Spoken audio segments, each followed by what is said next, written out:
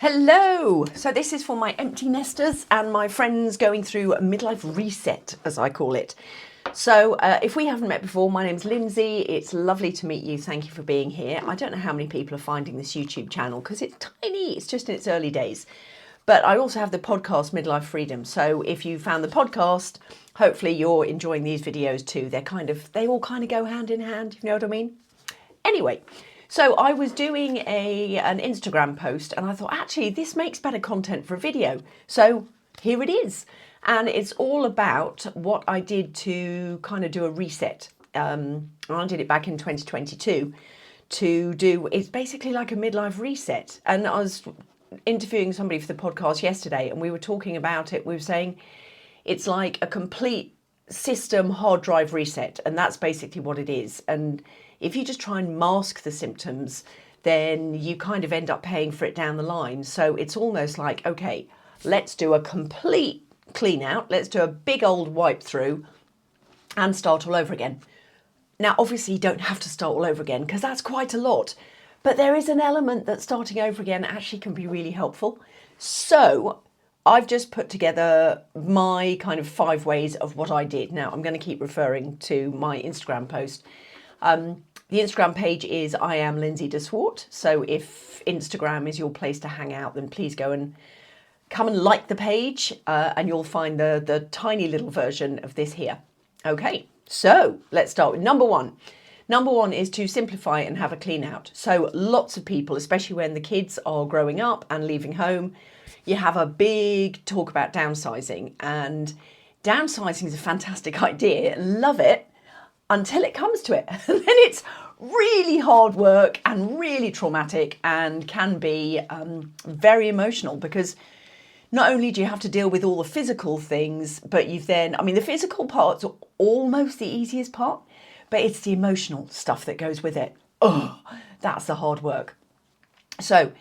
But having a simplification and a big clearing out, ready for downsizing, of course, you're saving money, you're freeing up the energy, you're allowing yourself like a whole new fresh start of, you don't need to live with all the kids' stuff that they've grown up with and things like, the old bikes, if you haven't got rid of those. And for us, we had loads of sporting equipment and, the kids weren't doing those sports anymore. We probably weren't doing those sports anymore. So it was like, right, okay, let's clear it out.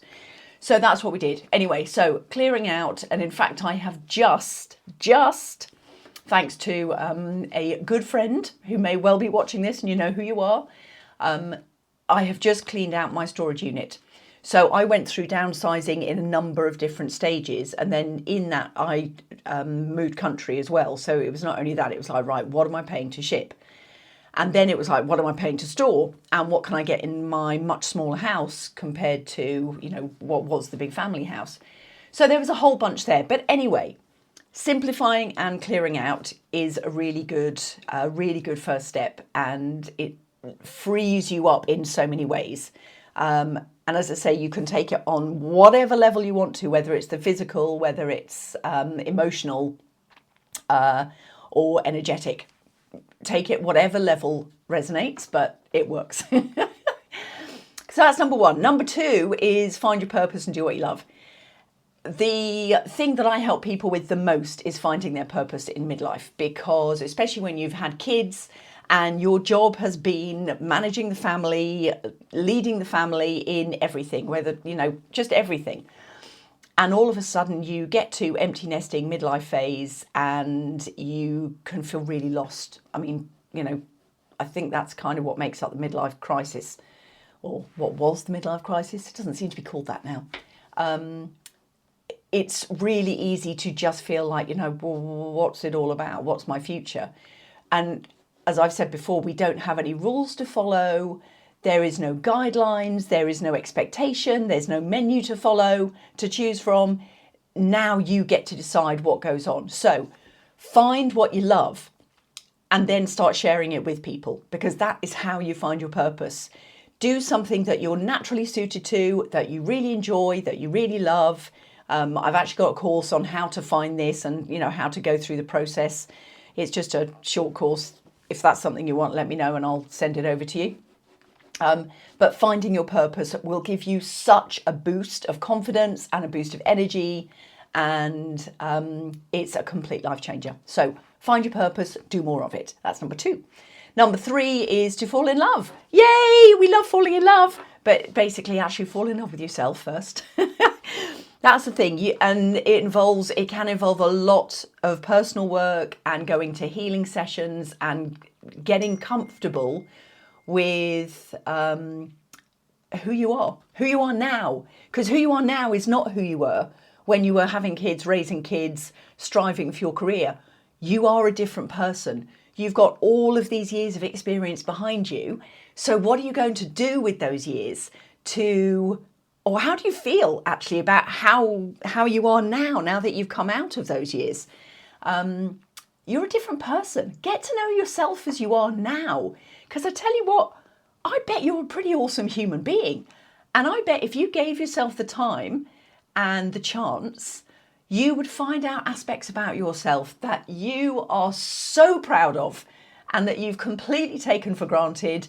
And I bet you will fall in love with yourself. And I know it's difficult, and I'm going to come on to this bit with the midlife body changes and shape changes and weight changes and aches and pains. And you might go, but I just want to be young again. But you're not. We're not going to be young again. We are who we are now. So, and as I say, come on to that a bit later, but fall in love with who you are now, because who you are now is going to be better than you are in 10 years' time, in 20 years' time.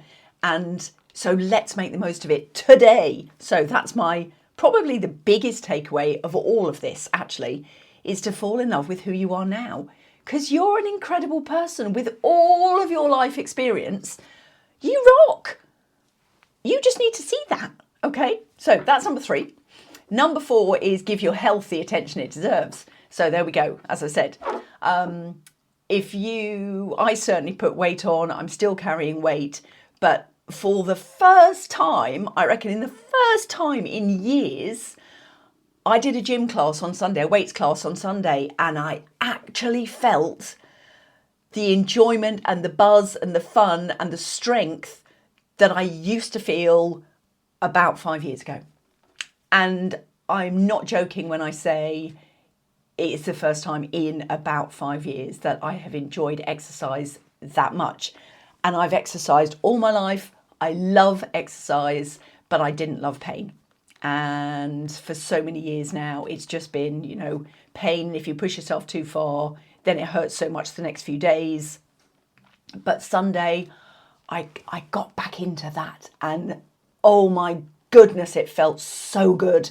So good. So I encourage you to find the exercise that works for your body. So for me, rather than going for things like boot camp and HIIT sessions, it was I've got way more into yoga and Nordic pole walking instead of running. I can do the odd tiny run and it's okay, but I can't run like I used to. So Nordic pole walking has been really good because it's a bit more active than just steps. I haven't tried the weighted vest, although I'm actually quite keen to. So let me know in the comments below if you're a weighted vest fan, because I need to know if it's worth investing. But certainly wild swimming has been amazing. I've made another video on that on this channel. So about why wild swimming seems to have just completely taken off for midlife women, because it's an amazing activity and so rejuvenating, actually. So wild swimming is one. And then still doing weights, but way more gentler. Is that even a saying? Way more gentle than I used to be with weights. But still, it's weights, and it's all about longevity. It's about movement. It's about balance. It's all about brain health, and just long-term, longevity, really. And I went to have a look at gym, actually, and it was really interesting talking to the gym owner, because he was saying it's not just the menopause demographic that's looking now about longevity and improving their health that way.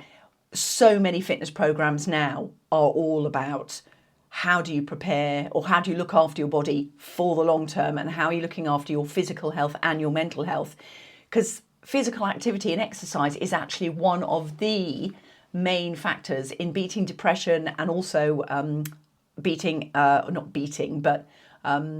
delaying or preventing Alzheimer's. physical exercise, and also especially using developing balance skills. All of those so good for brain health. So that was number 4, is really give your health the attention it deserves, because it's so easy if you're not feeling good just to put stuff on the side and to put it on the back burner. Don't do that. Really, really important to get right in there in your health. And then number 5 is to get on top of your money, because you've got a lot of years ahead of you. And if you are in the fortunate position that you planned ahead and you've got all of your savings in place and you've got your retirement covered, oh my goodness, I take my hat off to you, and lovely, lovely, lovely. And if you're one of the many who is not in that position, getting on top of your money is going to be a real game changer, because it just takes so much stress off your shoulders. So some years ago, back in 2018, I think, I joined a lady called Anne Wilson, the Wealth Chef. Really good book, definitely worth reading. And did money training with her because I knew I needed to change my association and my knowledge of money management, etc. And so what she taught me was really, really helpful about investing and saving, and what your figure is that you actually need to be able to retire, and when you'd be financially free. And invariably the figure is lower than you think, whereas if you just got a figure in your head, it's way bigger than most people think, and it's quite terrifying. So getting on top of your money and making sure that you have a way of tracking it, and if investing, doing regular investing and saving, that was also a real key thing. Now, ideally, if you can combine your purpose with earning some more income, that's super cool, and that's very much easier now than it was. And you'll find a lot more people in their midlife now creating digital accounts, online accounts, selling digital products, doing affiliate marketing. I mean, there are so many ways you can do it. Selling on Etsy, selling on Canva, so many ways you can do it. So again, if that's anything of interest, then, just comment below and I'll send you over some information. But getting on top of your money is an absolute game changer, because I think what we've forgotten, and this is with our health and our money, and also actually just the long-term plan, I think what we've forgotten is we've got a lot of years ahead of us, hopefully, and all of us plan up till the kids go to university. And then after that, we don't really have a plan. So whilst you're having this reset, whilst nature's putting us through this reset, menopause and sort of midlife transformation, and for some people it's going to be an awakening, because you will also wake up to feeling like you are part of something greater, part of the universe. And a lot of people find spirituality within midlife because you're just looking for more meaning. And so transformation in that sense is profound, absolutely life-changing, very profound. It can be really gratifying and so enjoyable to start tuning into just things like, Reiki as a healing system, because it's so helpful for your body, but then it also really creates a whole different spiritual connection and is so calming and so beautiful. So any of these sorts of things are so good for your long-term health and long-term future, but they also help you really live in the now. And living in the now for me is absolutely the most important thing. But you've also got to make sure that you've got your system set up all around you, so that you can live in the now and you can harness what's so important now. So if there's anything I've forgotten, stick it in the comments below. I'd love to see what you found to be really helpful. I haven't really touched on the whole menopause thing because there is so much out there about menopause. When I moved to England was when my menopause kicked in, although I'd been in perimenopause for years, didn't even know about it, didn't realise what was going on. So like many, I had to kind of educate myself along the way. And I did end up doing HRT, but that's not the answer to everything in this midlife transformation, I assure you. It will solve or help with a couple of issues, but there are so many other things that can help you to not only deal with now, but also to prepare for the future. So anyway, I hope that helps. This wasn't meant to be a medical thing, and it's not a medical thing. But again, there's some resources that I've used. Any that can be of help, please comment below and I'll send them right over to you. Any questions? If you're still here with me now, thank you, thank you. Please drop a like and subscribe to the channel. And if you're on Instagram, come over and find me there on I am Lindsay de Swart. I have an old page as well, but come to I am Lindsay de Swart. That's where we are in 2025. So before you go, I just want to pull a card for you. And these cards today are, where are they? There we are. They're the Law of Attraction cards with Abraham Hicks. So let me just shuffle the cards and let's see what message we have from the cards today, because that's also something I found is really helpful and has really eased my journey, shall we say. Woo! There we go. We're out. Okay. So the card is, I let my action be my joy. Is that right? I let my action be action in joy. There we go.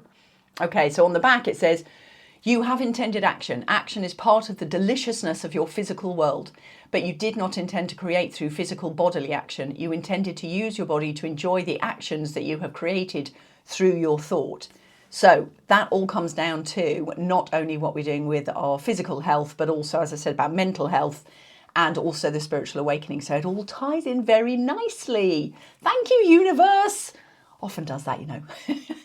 So thanks for being here. So lovely to see you. I hope this has been helpful and I will see you on the next video. Love you and leave you. Bye.